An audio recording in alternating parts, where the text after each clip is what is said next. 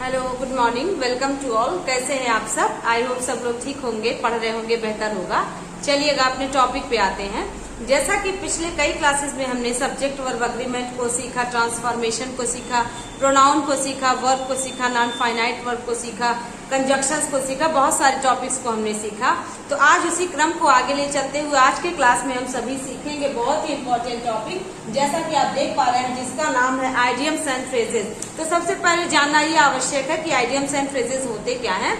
तो idioms and phrases ऐसे words हैं जो सीधे ना कह के हम घुमा करके कोई बात कहते हैं, उसको आइडियम्स एंड फ्रेजेस कहते हैं। जैसे कह दिया जाए आज मेरा पहला भाषण था, तो ऐसा ना करके फर्स्ट स्पीच ना कह के कह दिया जाए it was my maiden speech. या मैंने बिना तैयारी के भाषण दिया तो कहना होगा इट वॉज माई एक्सटेम्पोर। इसका मतलब कि जो मैंने स्पीच दिया वो बिना तैयारी का स्पीच था, तो एक्सटेम्पोर हो गया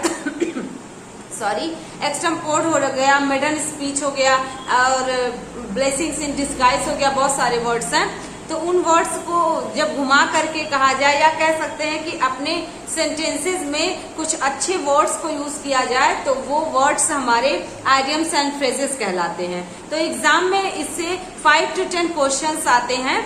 तो उसको कैसे क्वेश्चंस आते हैं, जैसे आपको कोई वर्ड दे देगा और बोलेगा what is the meaning of this word. जैसे कह दिया जाए आज मेरा बहुत महत्वपूर्ण दिन था, तो क्या कहा जाएगा, it was my red letter day.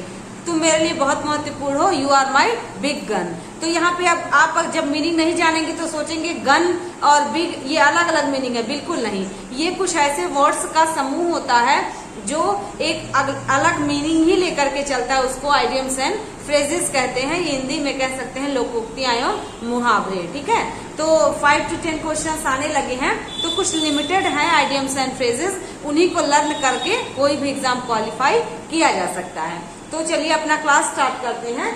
1 by 1 हम लोग स्टडी करेंगे और हम लोग इसको सीखने का प्रयास करेंगे। एक आइडियम्स एंड फ्रेज होगा और इसका मीनिंग होगा, और दूसरा एक सेंटेंस होगा जिस सेंटेंस के आधार पे आप एक निष्कर्ष निकाल पाएंगे कि कैसे उसको सेंटेंस में यूज किया जाता है। ओके, तो फर्स्ट है a blessings in disguise. A blessings in disguise को कहते हैं छुपा हुआ वरदान, या कह सकते हैं एक ऐसा आशीर्वाद जिसको हम देख नहीं सकते। ठीक है, जैसे तुम्हारी दवा, तुम्हारी मदद, तुम्हारा पैसा मेरे लिए छुपा हुआ वरदान साबित हुआ। तो your money was, your help was my blessings in disguise. अब यहाँ पे देखिए ब्लेसिंग्स इन डिस्गाइज का मतलब एक ऐसा आशीर्वाद, डिस्गाइज मतलब होता है वेश बदलना या दूसरा रूप बनाना, तो उसको डिस्गाइज कहते हैं, DISGUISE। तो ऐसे सेंटेंसेस में अ ब्लेसिंग्स इन डिस्गाइज मतलब ऐसा आशीर्वाद जो दिखाई न दे लेकिन वो आशीर्वाद हो, ब्लेसिंग्स हो। ठीक है, तो ये हमारा ब्लेसिंग्स इन डिस्गाइज मीन्स होता है छुपा हुआ वरदान, या हम कह सकते हैं आइडियम्स एंड फ्रेजेस मतलब एक आशीर्वाद जो छुपा हुआ हो। अगला सेंटेंस है हम लोगों का अ मेडन स्पीच। तो मेडन स्पीच को कहते हैं फर्स्ट स्पीच। मेडन स्पीच आप देख पा रहे हैं फर्स्ट स्पीच को कहते हैं। जैसे इसका सेंटेंस हो सकता है her maiden speech was truly impress, मतलब मेडन स्पीच मतलब होता है पहला भाषण, तो किसी के पहले भाषण को मेडन स्पीच कहते हैं। अगला है अ लायंस शेयर। और अ लायंस शेयर मतलब होता है किसी चीज का बड़ा हिस्सा, किसी चीज का बड़ा भाग, we can say big share of anything. ठीक है, तो यहाँ पे होगा जाएगा अ लायंस शेयर मतलब बिग शेयर। तो the manager took a lion's share from the profit. Profit से मैनेजर को ज्यादा बड़ा हिस्सा मिला, यानी कि ज्यादा हिस्सा मिला, तो उसको लायंस शेयर कहते हैं। बिग शेयर के स्थान पे हम सभी लायंस शेयर कह दिए। अगला वर्ड है हम लोगों का एक्ट अपॉन। एक्ट अपॉन मतलब होता है कार्यवाही करना या किसी के अनुसार कार्य करना। ठीक है, जैसे हम कहें कि रिएक्ट करो, कार्यवाही करो या एक्शन लो, तो हो जाएगा एक्ट अपॉन। एक्ट अपॉन का होता है कार्यवाही करना। इसका एग्जाम्पल है the officer acted upon the issue of the sanctionation, मतलब समस्या के विषय पर एक्ट अपॉन मतलब ऑफिसर ने कार्य किया। ओके, अगला एग्जाम्पल है at home in. At home in मतलब होता है अपना सा महसूस करना। जैसे कि इसको अपना घर समझो, कई बार कहते हैं ना कि इसको अपना घर समझो, इसे अपना सा महसूस करो, तो उसको आइडियम्स एंड फ्रेजेस के लैंग्वेज में हम लोग कहते हैं एट होम इन मीन्स अपना सा महसूस करना। इसका एग्जाम्पल हो सकता है I feel sorry I feel होना चाहिए। I feel at home in my friends home, मतलब मैंने मेरे मित्र के घर पे अपना सा महसूस किया, यानी कि ऐसा मुझे लगा कि जैसे मेरा अपना घर हो। अगला एग्जाम्पल है एट लार्ज, मतलब होता है बड़े पैमाने पर या पकड़ से बाहर या खुला घूमना, तो इसको कहते हैं एट लार्ज, ठीक है ना, मतलब बड़े स्तर पे किसी चीज को।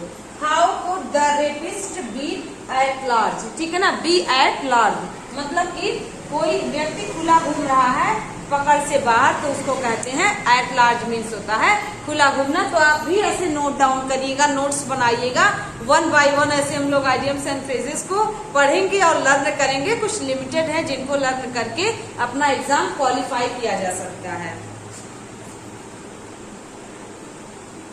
चलिएगा कुछ और आइडियम्स एंड फ्रेजेस हैं, जैसे है all and sundry. All and sundry का मतलब होता है जैसे all in all and sundry, इसका मीन्स होता है हर कोई, मतलब हर किसी को कहना ऑल एंड सन्ड्री होता है।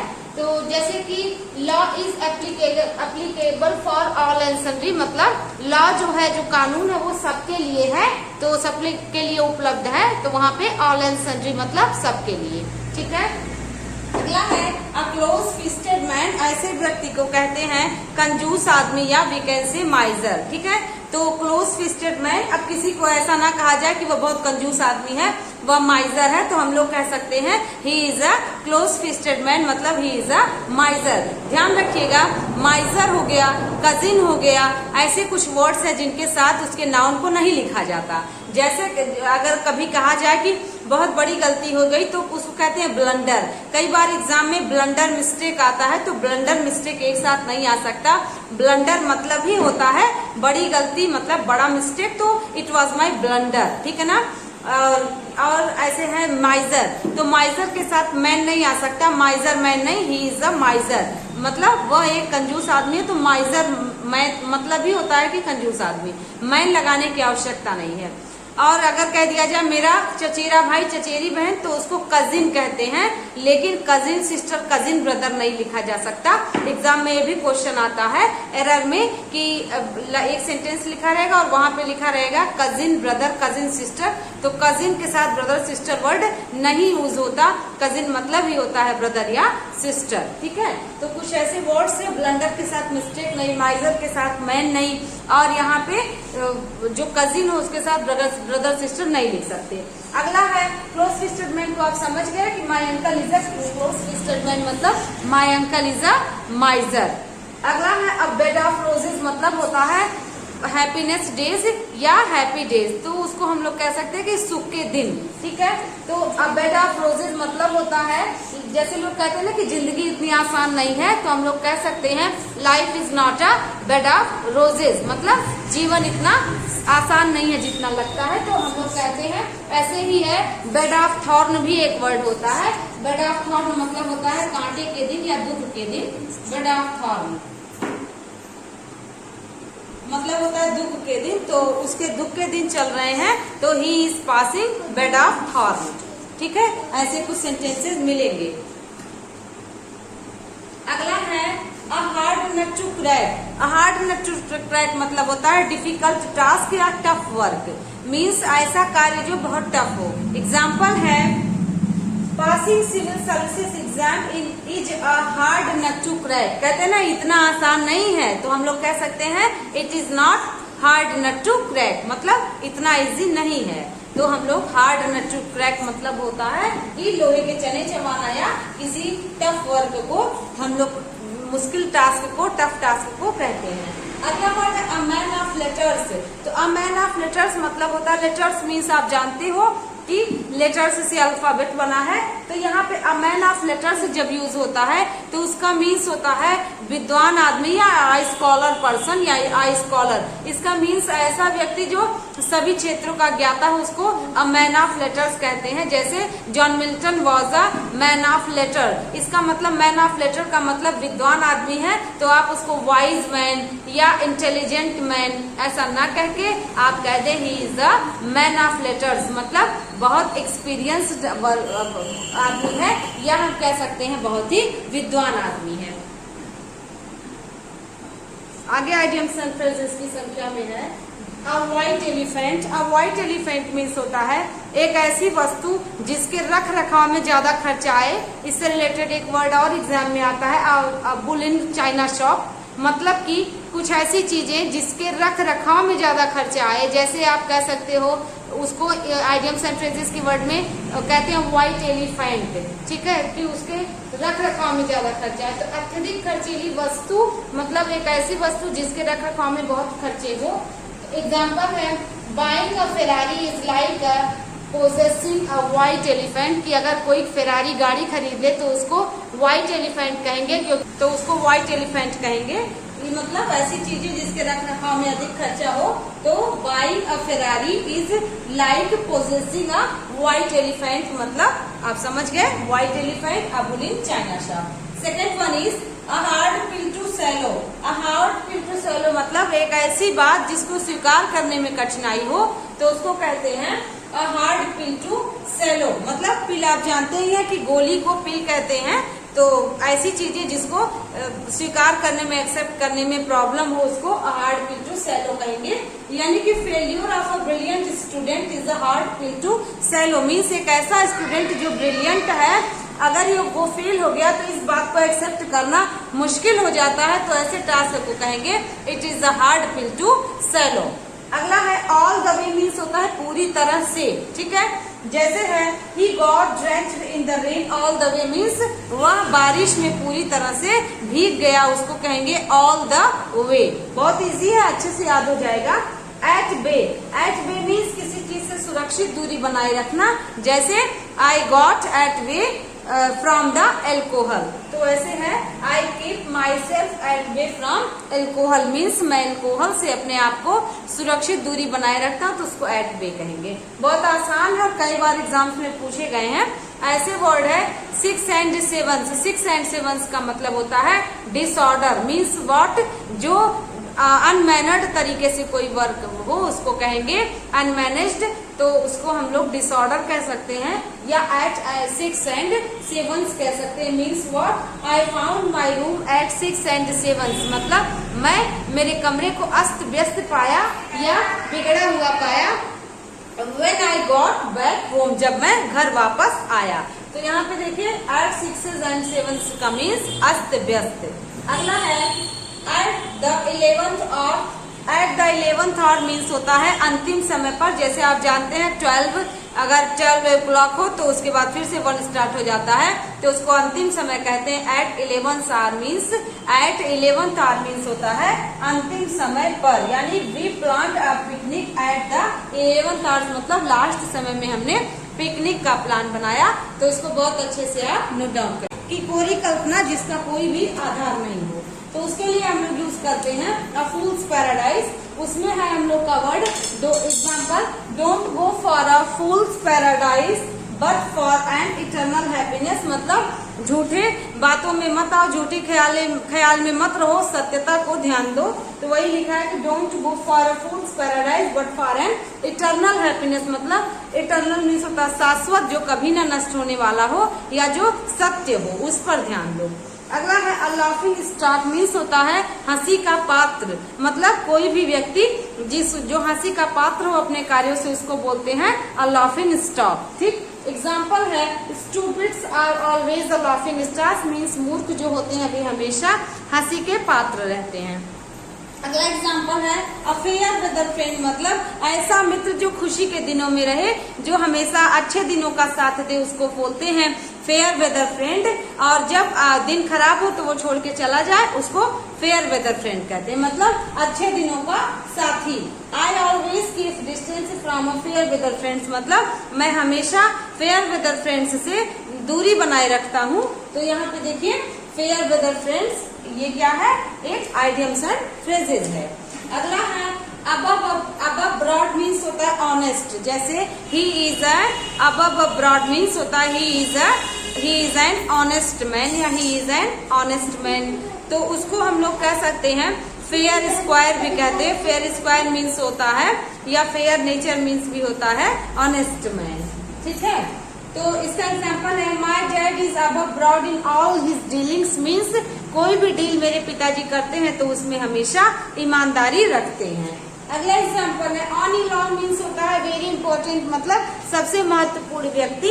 ऑन इन ऑल मीन्स होता है सर्वे सर्वा, जैसे he is all in all of his family, वह अपने परिवार का सब कुछ है, परिवार का सर्वे सर्वा है, परिवार का एक महत्वपूर्ण व्यक्ति है। जैसे the president in all of Indian defence services, मतलब भारतीय रक्षा तंत्र का, भारतीय रक्षा सेवा का जो है कौन सर्वे सर्वा कौन है, द प्रेसिडेंट। तो यहाँ पे देखिए आपने जाना है नौसेना होती है, जल सेना होती है, तो यहाँ पे ऑल इन ऑल मीन्स होता है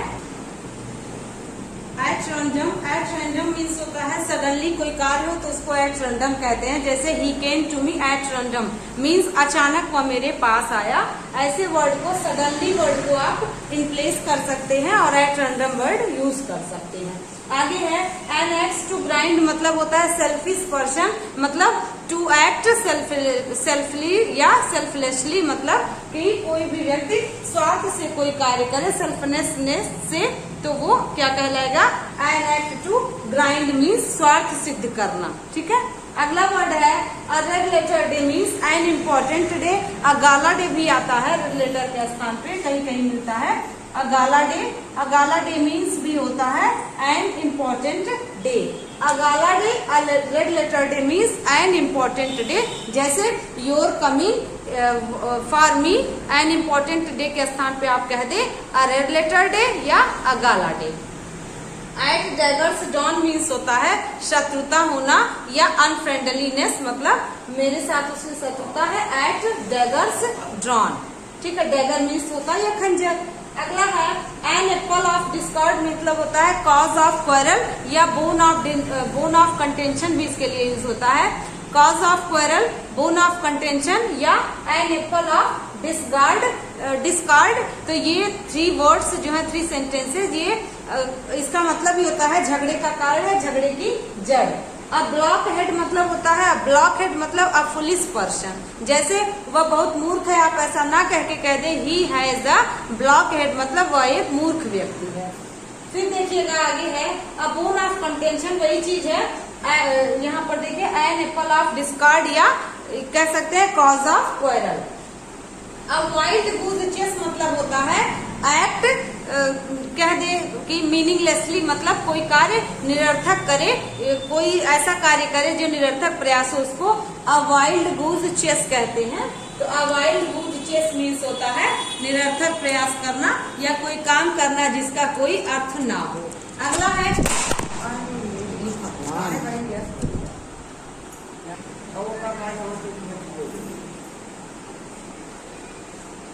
आगे है अब ऑसम फ्रेंड मीन्स होता है क्लोज फ्रेंड। क्लोज फ्रेंड मतलब होता है घनिष्ठ मित्र।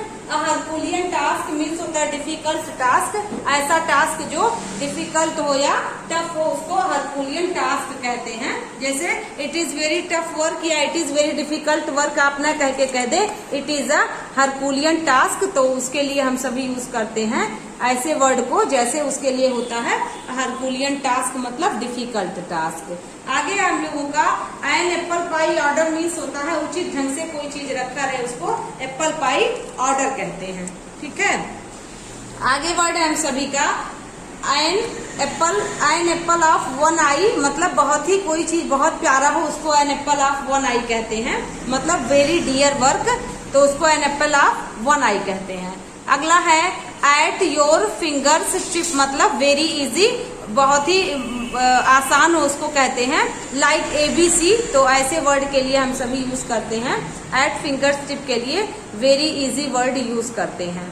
अगला है हम लोगों का a horse laugh. A horse laugh के लिए हम सभी कहते हैं बेकार की हंसी मीन्स ऐसी हंसी जो पसंद ना आए, मतलब हम लोग इसको ऐसे भी कह सकते हैं कि यहाँ पे हम सभी इसको ऐसे यूज कर सकते हैं, जैसे कह दिया जाए I don't like at a horse laugh, मतलब मुझे बेकार की हंसी नहीं पसंद है, या मुझे आप ऐसे भी यूज कर सकते हो हार्श साउंड, या 2 वर्ड होता है कैकोफोनी या यूफोनी, तो जब कैकोफोनी वर्ड यूज करते हैं तो उसके लिए हम सभी यूज करते हैं कैकोफोनी मतलब हार्श साउंड और यूफोनी मतलब प्लीजेंट साउंड। तो ये 2 वर्ड बहुत ही इंपॉर्टेंट है, एग्जाम्स में आए हुए हैं।